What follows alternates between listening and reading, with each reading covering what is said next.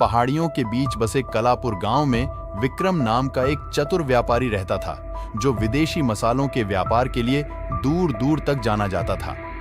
विक्रम का व्यवसाय काफी हद तक उसके वफादार पालतू गधे की बदौलत फला फूला, जो कर्तव्य निष्ठा से उनके कीमती माल को हर दिन बाजार में ले जाता था।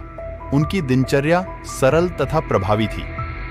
विक्रम स्थानीय किसानों और व्यापारियों से बेहतरीन मसाले इकट्ठा करते थे, फिर उन्हें पास के मिल में पीसकर पाउडर बनाते थे। एक बार जब मसाले तैयार हो जाते तो विक्रम सावधानीपूर्वक उन्हें बोरियों में पैक करता और गधे की पीठ पर लाद देता और बाजार की यात्रा के लिए तैयार हो जाता।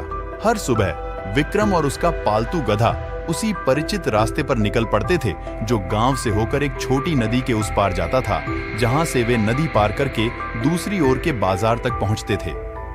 एक दिन अचानक एक चिकने पत्थर पर गधे का पैर फिसल गया और वह नीचे ठंडे पानी में धड़ाम से बैठ गया। जैसे ही वह नदी की उथली गहराई में बैठा, नदी के पानी से सारा मसाला बह गया, जिससे गधे को काफी हल्का और मसाले की बोझ से मुक्ति मिल गया। गधे को अब समझ में आ गया था कि नदी में बैठने से उसे मेहनत नहीं करना पड़ेगा और आराम होगा।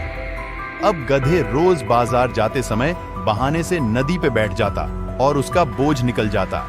उसे एहसास हुआ कि दुर्घटनाओं का बहाना बनाकर वह अपने कर्तव्यों से बच सकता है और अपने कठिन काम से इत्मीनान से आराम का आनंद ले सकता है। उस दिन के बाद से गधे की हरकतें रोजमर्रा की बात हो गईं। चतुराई से वह नदी में बैठने का बहाना ढूंढता था, जिससे विक्रम को अथाह नुकसान उठाना पड़ता था, क्योंकि उनका सामान पानी के धारा में बह जाता था। लेकिन गधा अपनी नई स्वतंत्रता का आनंद लेने के लिए दृढ़ संकल्पित था।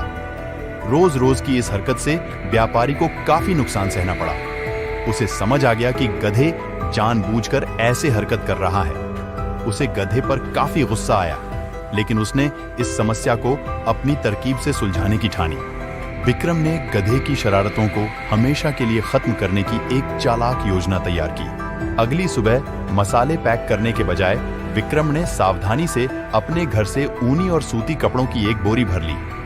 अपनी आंखों में एक शरारती चमक के साथ उसने गधे की पीठ पर बोरा लाद दिया और बाजार की ओर चल पड़ा।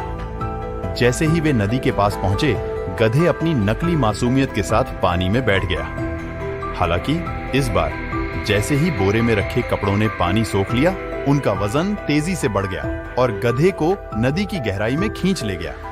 जैसे ही गधा पानी से उठा, उसका बोझ कई गुना बढ़ गया। गधा ठीक से चल भी नहीं पाया, लेकिन उसे चलते चलते बाजार जाना ही पड़ा।